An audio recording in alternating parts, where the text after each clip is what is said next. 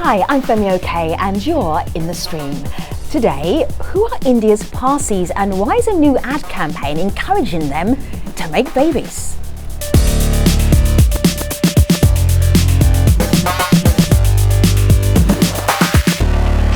So working on the stream is a bit like going to the University of Life. You find out so many interesting things. Today's subject is one of them. Omar Bidar is standing in for Malika Bilal this week. Online, digital producer, what are you seeing? Yeah, I knew very little about Parsis, and we asked our online community what they knew about them and what is known about the community, and we have lots of interesting answers coming in. We have Ziva here who says they're known as a community which keeps to itself but is on the verge of extinction.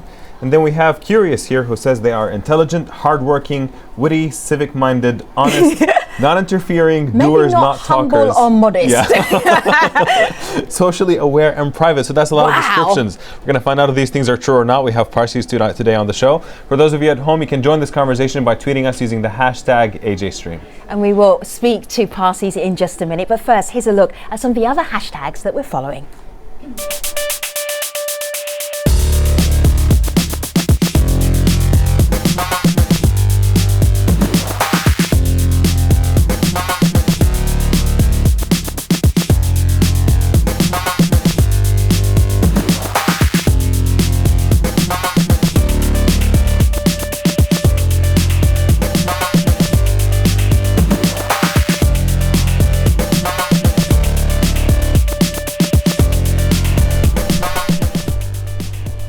So, more than 1400 years ago, a community of persecuted Zoroastrians fled the Muslim invasion of Persia. They arrived on what's now Indian shores and since then have created a unique identity while maintaining their faith.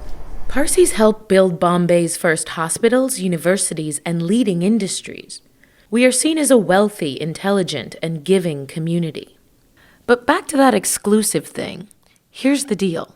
To be Zoroastrian, you have to be born into the faith. No one can convert in. Women who marry out of the fold are shunned from raising their children Zoroastrian. And non-Parsis are forbidden to enter fire temples, our places of worship. And some say a refusal to adapt to practices to modern times may lead to Parsis' ultimate extinction. They are suffering great population decline with fewer than 70,000 remaining in India. So for every 800 deaths, there are only 200 births. Now an initiative by the Indian government called Jiyo Parsi or Live Parsi is promoting Parsi marriages and more children. Lots of Parsi children. Reaction to the campaign has been polarizing. On today's programme, we discuss some of the big issues facing the community with an all-Parsi lineup. Let me tell you about them.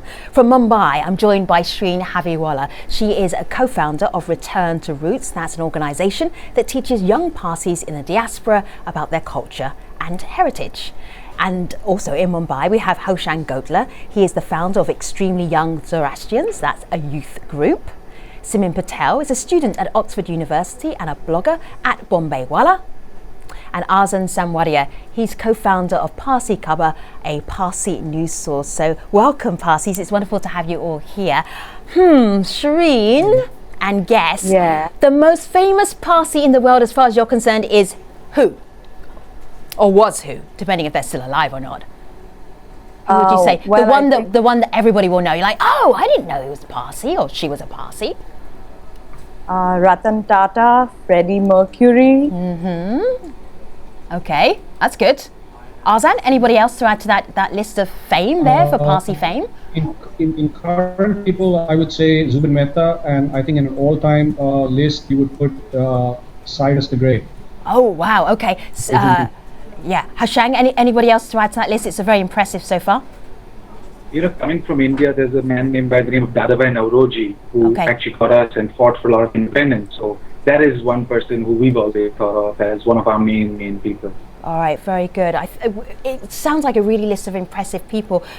There's a documentary that we watched recently called The Parsi Story, and it has Parsis talking about themselves. I want to share some traits with you. These are the traits that they said. This is what the Parsi community is like. Have a listen to this. Always cracking jokes, making fun, and they are very jovial. But they are also very particular. The Parsi is very honest. They are very loyal. Then they are also very disciplined people. I love that we're argumentative. I love that we have no central figure who's like a pope. You Parsis are the only one who will not only admit to what you've done wrong, but will insist on paying a fine. Because there's very few of us, so I'm like a rare thing, you know. I'm exotic in my school. Oh, wow, exoticness there. Okay, Hashang, when you're talking about the Parsi community to young people, what is it that you emphasize that's so important about you as a community? You know, it's so awesome that we have been in India for over 1400 years now. And there's so many things that we have pioneered in this country. And we're a country of over 1.2 billion people. But there might be close to 70 to 80,000 of us left out here. But still, we have been on top of our game in each and every field. And everyone knows about the Zoroastrian community. So when you talk to the kids, you talk to them about how beautiful our community and our culture is, and how they need to help spread the word, help grow, and get that positivity and that elan and way they talk about the community should just come with amazing passion, right to all their friends and colleagues. Wow, I see that passion, I feel that passion. Omar? In terms of their impact, there's a lot of people in our community who are also weighing in, basically explaining the extent of their impact. We have Deepak here who tweets in saying the Parsis may be small in numbers, but have had major influence over Indian arts and business, also known for their simplicity and hard work. And then we have Rai here who says, Parsis played a vital role in making cricket popular among the locals of India, especially in Mumbai. Wow, thank you Parsis for that. Yeah, Hashang, go ahead. Indian cricket team, the first Indian cricket team had all 11 Parsi players. Wow. Wow, can you come over and teach England how to play cricket? That would be great. When we're talking about this culture, SHREEN, this is really, really important because you really have made an incredible stamp on India. Why do you think that is? I think it... considering the very fabric which, you know, makes the Parsi identity, which is based on doing a lot for the community from which you are also gaining significantly. I mean, that's the very premise of, you know, why Parsis do what they do in terms of the kind of impact and contribution that they've had in society. It's an ethnicity which is part of a religion that promotes, you have to generate wealth, you have to share that wealth, you have to generate happiness, you have to share that happiness, but with a sense of social responsibility. And given that that's what constitutes our fabric, we've seen the kind of impact that, everyone since the start of the show has been talking about. So ARZAN, it feels like your traits, your characteristics as a community are part of the way that you view the world, your faith as it were. Can you give us a sort of 101 guide to the Parsi faith, which is Zoroastrian? And the only reason that you're called Parsi is because you're Zoroastrians in India.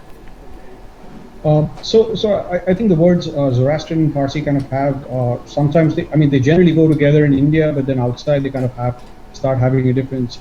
Parsis are an ethnic group, and so the religion that they follow is Zoroastrianism. The religion, has three, amongst a lot of other things, it has three tenets, which are good thoughts, good words, and good deeds. It was originally the first monotheistic religion in the world that kind of differentiated on the idea of good versus evil.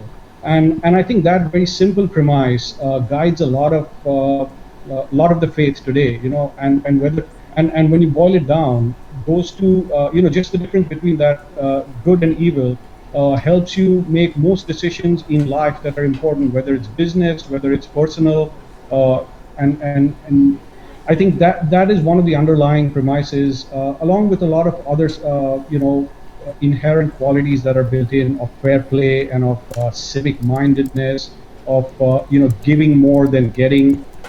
Which all kind of intertwined into making a Parsi characteristic. ARZAN, you sound too good to be true. Are there any bad, naughty Parsis? I mean, it just sounds like you're just phenomenal.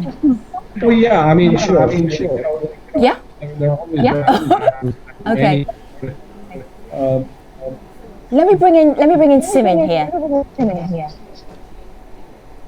SIMIN. Yes. Hi. Hi. Tell me about, in terms of your study, what are you trying to actually study in terms of where the Parsi are right now? What's your academic view on this? Okay, so I study the history of the Parsis in Bombay, and basically about how they became modern and how they became model moderns. Why everybody else in some way wanted to be Parsi, wanted to dress like Parsis and wanted to dine like Parsis, and why were they so successful in their modernity? And they were very cosmopolitan people. So I think I guess what I'm trying to say is that it wasn't an insular community that made them successful. And I think right now what we're seeing is a little bit of an insular turn where we're looking in rather than looking out.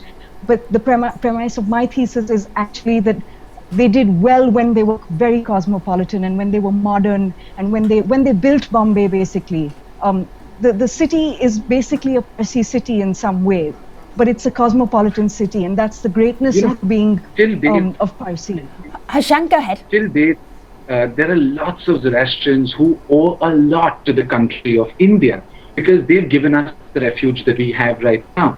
So whatever we do for our country is not enough because we would have been nowhere if we didn't have India. And I completely agree with Simin. We are completely cosmopolitan because people love us. The people of the country love us. The people all over the world have a lot of respect for the Zoroastrian community. And I don't think we take that for granted. We are very particular about it because we do a lot of charity, a lot of philanthropy work. And though we might be small in numbers, we are still very, very amazing when it comes to doing things for people. We go out of our way to help people. If there are tragedies or any issues, we know that there will always be Parsis there to help and support no matter what the cause is, no matter where in the world it is. So this leads me to, Hashang, this issue. What would you say the biggest issue facing the Parsi community is right now? Is it the numbers? You know, like every community, I don't think numbers is such a big issue. People have been saying we're going to go extinct for the last 20 years. But just because we might not be in the millions or the billions doesn't mean we're going to die out. Okay. Yes, there are various issues where intermarriage becomes a problem, or you have to be born a Zoroastrian, which is the most important thing, and you have to be of a royal bloodline. But that's all secondary. Okay, so Hashang right now is in Mumbai, so sometimes we're hearing you really clearly, sometimes we're not. So I know the audience will bear with us because it's so far away between Mumbai and DC where the Stream studio is, but it's great to have that perspective. So if we're looking at, for every 800 Parsi that dies, 200 are born, we keep just computing that and it goes the same way. You're in trouble, Shreen, right? As an ethnic group. Shreen. That seems to be the commonly accepted belief that we are in trouble. But just to take off from your question to Hoshang, which is what is one of the issues that the community is really grappling with, I would actually like to say it's the lack of knowledge, or and when I say lack of knowledge, I mean there's information, but there's a lot of misinformation about also what constitutes being a Zoroastrian, being a Parsi, which is one of the bases of what led us to kind of start the Return to Roots program, which I'm a part of. And what we realized is if, we can give an opportunity for a lot of, my fellow brothers and sisters within the community to kind of come and revisit their roots and kind of explore where it is that they come from in terms of religion, in terms of culture, in terms of entrepreneurship and business that we all seem to be so proud about, then I think we'll move ahead leaps and bounds. And I think knowledge is scholarship, and that is what should be the premise in terms of working towards building our community on grounds of facts and not interpretations and fiction.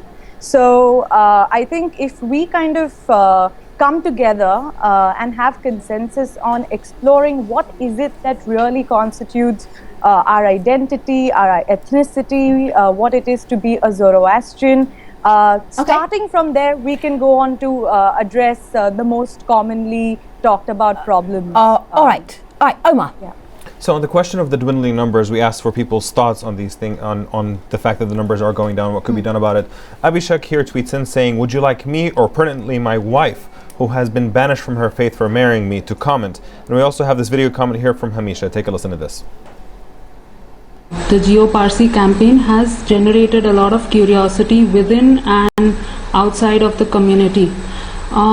For where I am concerned, as a Zoroastrian girl, I have married outside, and not only do I lose my religion, but my children also can never become Zoroastrians. So this has resulted in lesser people available to marry. Arzan, do you think that this issue of women being able to pass on the faith to their children would have to change for the numbers to actually stay strong? Okay, so I think the video that you showed, the lady was kind of confusing two issues, and I think that's really been what's sadly happening in the media. The Jiyo Parsi scheme has been around for 2 years, right? Nobody spoke about anything about it being in place for 2 years till the ad campaign came out. The whole premise of the ad campaign was that it was targeted towards Parsis, and we need to do something about the falling fertility rates. There is a study out by the Max Planck Institute that Jiyo Parsi have on their website, where you can go and since 1940 to 2011, people have studied demographics within the Parsi community, and at no point has the demographics changed.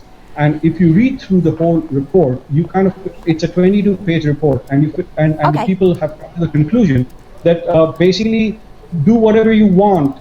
There is a problem of fertility. It's not so much, yes, intermarried and accepting those kids is an issue, but I don't think Jiyo Parsi is trying to solve that issue. So Arzan, let me just ask you a few things, because the rest of us don't know Jiyo Parsi very well, and this is our introduction to it. So the Indian Jiyo Parsi, just to remind everybody, live Parsi. So the Indian government are giving money to encourage Parsis to actually have more children. Have I oversimplified it? No, let me come to that. They're giving Parsis money not to really have children. They're giving Parsis money to try, and if they are infertile, to try and do various methods like IVF to have children medically. So if they're having trouble having children, okay, so they're trying to, anybody who wants to have a baby, who happens to be Parsi, Indian government is like, we want to help you if you can't do it yourself. Now, right. Arzan mentioned this ad campaign, and I have to admit, this was the thing that bubbled up that caught our attention. So let me show you a couple of these ads. This one here, I think everybody can appreciate this one. Mum says to son, isn't it time you broke up with your mum? That's the little Jiyo Parsi ad there. I move out and get yourself a wife and some children. Here's another one.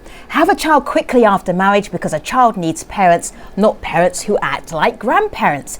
Maybe that might be a little tricky for older women who decide they want to follow a career. Let me do one more for you. Be responsible, don't use a condom tonight. I've never seen that before. Simin, what do you make of this ad campaign? But the campaign is very problematic, but the premise of the program, which you were discussing earlier, is even perhaps more problematic. Race is at the heart of this program, and rather than the state setting up a program that prohibits programs, that make sure that programs like this can never happen, the state is sponsoring. So you have the Indian state and the Parsi welfare state basically sponsoring a program for the breeding of pure ethnic children. No, I think that's why shouldn't they? Why shouldn't they? And yeah, that's not the premise of the program. The premise is to provide fertility treatment through medical help and advocacy to people who cannot afford. But it's not any people. It's not any people. It's not any Indian, right? And even but over one here. second, the government of India defines what a Parsi is. If you have a problem with that, go and fight it in the Supreme Court. We also.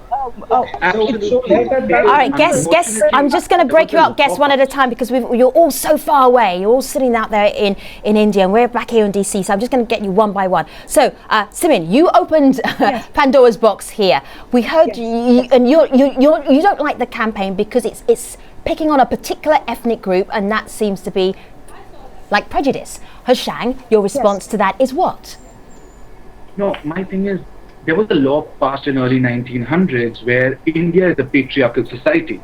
So the child takes the religion of the father. Now, I'm not saying I'm for it because that means the Parsi woman marrying outside loses her ethnicity. I don't believe so, because she was still born a Zoroastrian. Her children unfortunately take the name of the father, who is her husband, who is not a Zoroastrian, so they are not allowed to be Zoroastrian. Now, so Hashang, I'm just going to move you along a little bit because everybody was jumping in on this point here. So that doesn't change the point of their campaign. So SIMIN didn't like the campaign, and your point was back to her was what? My point is that even if you considered a Parsi woman and her non-Parsi spouse, even if they were eligible for this program, it would still be wrong because the premise is still race. And in this century, you can't have a program to breed race. Says who? So even says who? Says, why? Says your No, people do it all over the world. You people can't do it all still, over the world. Have you spoken to Jewish communities over here? I live in Brooklyn. I don't think the American state can sponsor a program for the production of Jewish babies. And ethnicity is not a factor in that because there's conversion. There are other factors. Out on the essence of the Jiyo Parsi. Let me just hear what ARZAN has to say back to SIMIN. Go ahead, ARZAN. The government of any country can decide what they want to do. So the government of India, for example, spends millions of rupees to do the Kumbh Mela. It spends millions of rupees to send Muslims on a Hajj, right? In this case, they came and asked the Parsi community, and we found that there is a need. Infertility is a big problem. Please read the 2011 study done by an independent. There are many other problems. Right, there are many other problems.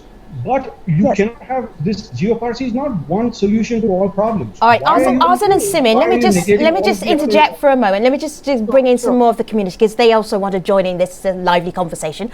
Omar, go ahead. You know, we have a disagreement about whether the ad campaign in general is positive or not, but there was one particular ad that actually caught a lot of heat. Take a look here on my screen. We have Himalaya says the most problematic ad in the list was of posters of a campaign that came out in which featuring a future consequence of a board which says Hindu colony replacing a Parsi colony. Take a look at that ad. Here it is on my screen. It says if you do not get married and have kids, the area will have a new name with a sign that says Hindu colony. Can I give you a little background on that? And everybody, I'm just going to say this, Omar, because we have to tell everybody that ad was paused really quickly. Yep. Go ahead. You know, the place which they've shot this at is a place called Dadar Parsi Colony. And along with having Parsi buildings out there, they also have Hindu colony, the other Hindu colony, which Hindu buildings also are. So what they're trying to say out here, that if we don't have so many Parsis, maybe all those buildings will have Hindu people only staying there, so it'll become the other Hindu colony. So Hoshang, you didn't even need that. You don't even need that framework. It's very obvious from looking at the ad what it actually meant. All right, so let me just go to SHREEN because I just want to get SHREEN's point of view here. SHREEN, if people are uncomfortable with this targeting Parsis, they're also saying they're a bit like treating you like pandas, like breed, have babies. Do you have any issue with that? Is there another way to go about this, perhaps? You know, actually, I looked at the campaign in a very positive way. I know the rhetoric that has followed in terms of, are we being compared to pandas and so on and so forth. But I actually felt, wow, the government of India thinks we are important enough to keep us going. Yes. For our community to survive. Okay. So sure, bring it on, and let's make most of this opportunity that the wonderful government of India has bestowed on us. It's interesting because I heard all these wonderful descriptions about how Parsis were. They have a great sense of humour. They're very humanitarian. I didn't hear that they love a good debate. So that's another one that I am personally going to add to the list. We are taking SHREEN and ARZAN and SIMIN and Hoshang to our post show, stream.aljazeera.com. Continue the conversation there. You can tweet Omar at #AJStream. Let me tell you about the next AJ Stream. Enhancing the senses by embedding technology into the human body. So it's actually part of you. The world's first human cyborg will be in the stream to talk about how the device attached to his head has changed his life. This is one show you don't want to miss. Until then, I'll see you online. Thanks for watching.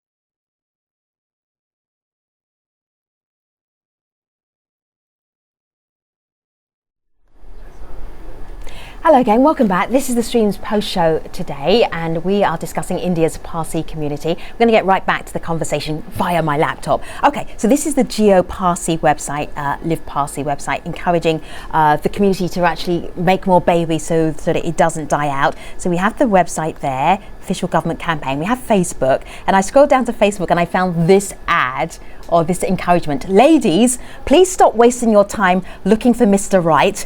Just find Mr. Left and drag the idiot to the right. That made me laugh a lot. But with Omar, you had something a little bit more serious off the back of this, remembering that this is all a government campaign. Indeed, and people disagree on to what extent the government should be playing a role in this. Yeah. We have Zubin here who tweets in saying the government shouldn't interfere, there are bigger issues concerning them. But on the other hand, we have this video comment here from Freya. Take a listen to this. If the Ministry of Minority Affairs has the capability to focus on and help each minority undergoing the threat of extinction to survive, I don't see why it shouldn't. After all, what are we without our variety? I'm Freyan Batena of the Parsi Times, a weekly community newspaper that reaches out to 17,000 plus households globally. Simin, what do you say to people who say that the variety of India is so important that India would not really be the same, and that's why investing in these programs is important? Are you asking? Yeah, you go ahead. I think. India, cosmopolitanism and modernity are all part of India, and I think you can be cosmopolitan. Sorry, I'm not saying this right.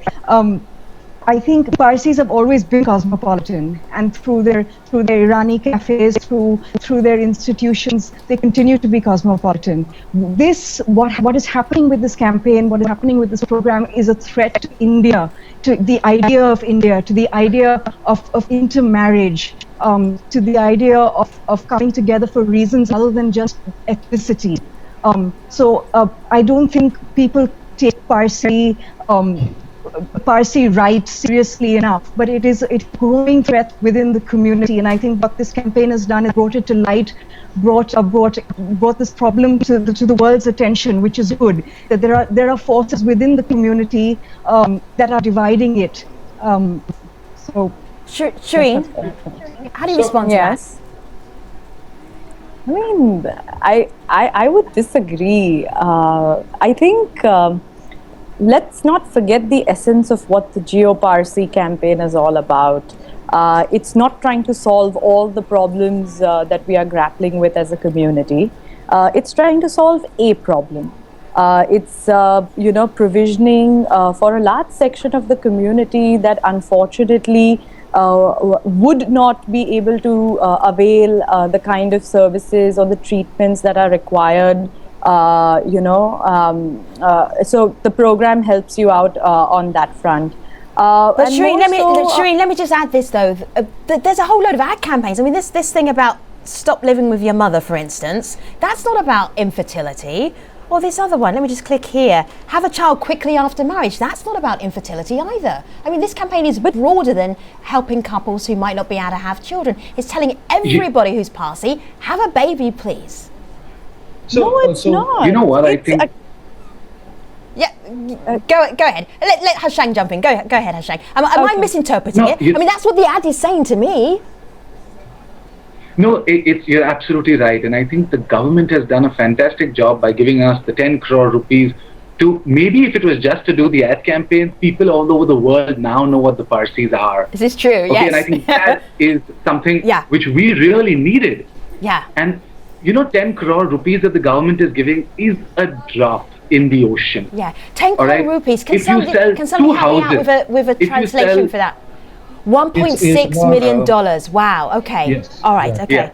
For 67,000 in Parsis. a very if you sell 2 houses in a very good Parsi colony, the Parsis can have that much money from what they buy within the Parsi community. Wow. So I know the Bombay Parsi Panchayat itself does donations over years of more than that amount. Right. So the government of India is not giving us billions and billions of dollars. Yeah. We've got a small amount, and they've done a brilliant ad campaign with that, and definitely they are helping people with the IVF.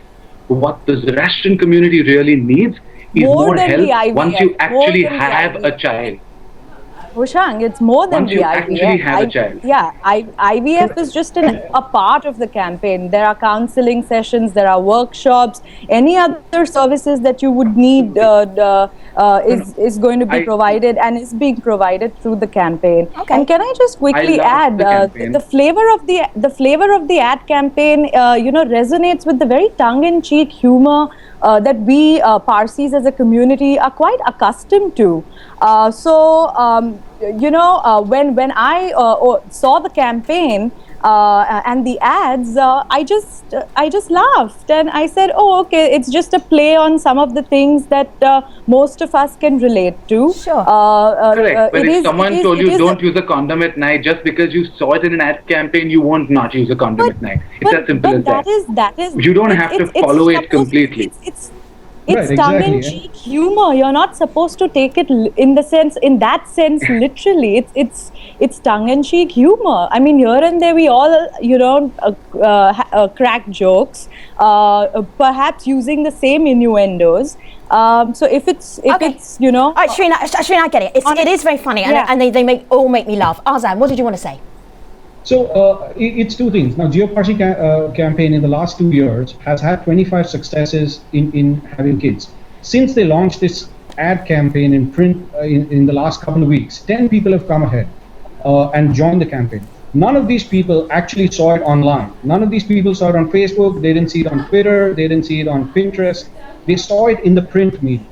The target audience really is not the people who are it is not the people who go to Ivy League schools. It's not the people who have high-flying careers. It really caters to the middle-class Parsis who do not have the ways and means or the methods. May I say something? Yeah, go ahead, Simin, and then I'm going to jump in with Omar because the community wants to join in as well. I agree with Arzan over here that this Parsi welfare state basically that has been created only affects a subsection of the community. Other people can, the Parsi elite can, marry whoever they want. They will be celebrated. It's all very good. But the burden of this campaign and the burden of the Parsi welfare state falls on a small subsection of the community that is forced to procreate. Then we'll have subsidized housing, for which they will have to marry a Parsi and then have more Parsi babies. How is it forcing? I'm not understanding how this is forced. Right? No, because how does it force? You will lose your housing if you marry a non-Parsi. If you're a Parsi woman marrying a non-Parsi, and then you're in Parsi housing, you will be forced to leave that house, right? But what does that have to do with the Jiyo Parsi campaign? What is got to do with the Jiyo Parsi issue? The Jiyo Parsi campaign. And having fertility Okay, yes, I'm just going to ask you to put it on pause just for a moment. Yes, just hold tight for a moment. Just give me a moment. Because your conversation is so interesting, the community also want to join in, so I want to give them a little bit of space. Omar. Yep, we have Curious here who actually agrees with Shreen about the campaign. It says, I agree with it. It's a tongue-in-cheek campaign aimed at getting attention for the Parsis, and it succeeded. But we also have Kayhan here who agrees a lot more with Simin. Says, insularity and regression are far more damaging to the community than low Parsi birth rates. Goes on to say that the money and time spent on this campaign could be better used to build links with Zoroastrians in danger across the globe. Shreen, do you see any way that this money could be spent? What other things could you do besides this campaign to sort of protect the community? So I would say the government has done this, but then, we have programs such as Roots. We have programs and associations like Zing, of which Hoshan is a representative, to build those community links for Zoroastrians across the country. So let this particular campaign do what it's set out to do, and let's not try to mix issues here, because I think that, defeats the purpose. And let's. I actually agree with Shreen on that. Let the Jiyo Parsi campaign just help people. Just help people who need the help. We will create opportunities, but for every issue, if we try to interlink another issue to which we try to link another issue, I'm sorry. I mean, that might probably make me, extinct at that rate. Now, we've been talking about making babies, so we're talking personal here, so let me talk personal a little bit more. Shreen, do you have children? No, I don't. Okay. But I'm broke. Are you going to marry a Parsi husband? Yes, I am. Yeah, better get moving then, Shreen. Okay. We need to get more parties going. All right, so you see so I hear where you're coming from. Hashang, do you have children? No, but I run an organization called XYZ with extremely young Zoroastrians. Yes. And we have about 500 children between the age of 5 and 15. Right. That we try and do Sunday schools with and try and teach them more about the religion, get them more interested in the social service aspect and charity, and make them grow as individuals. Maybe we'll have more children coming in. And we take children from a Zoroastrian father or a Zoroastrian mother married outside. Right, okay. That's you personally, but what the community decides, the greater community, is that a bigger deal? Or are those little bits of acceptance, like the way that you are actually taking in children where their mums may have married outside of the Parsi community, so they're no longer Parsi, those children are no longer Parsi. So you are saying, yes, you are. So is that what it takes to change things? It's a huge effort because a lot of the people are very orthodox and don't agree with taking children whose mothers are Parsi and their fathers are not. But I feel that they have the DNA from their mothers as well, and the mothers teach them their religion as well. So they can also learn about their own religion and traditions of their mother. Wow. Again, the Trust XYZ is not saying we need to convert more people or we need to get more Zoroastrians in. That's why we're doing this. No, but we want to learn the art of acceptance of getting everyone just to be on a common level playing field. Okay, so Hashang and SHREEN and ARZAN and SIMIN, you've taught me so much about Parsis, and hopefully I will get to meet you in real life because I'd love to get to know you just a little bit better. Thank you so much for being part of this program. And so, moving on from the online community, I am going to tell you about the next show, and when I have been prepping for this show, I think you're going to like it. Enhancing the senses by embedding technology into the human body. The world's first human cyborg will be in the stream to talk about how the device attached to his head has changed his life. It's a show you shouldn't miss. We'll see you online. Thanks for watching.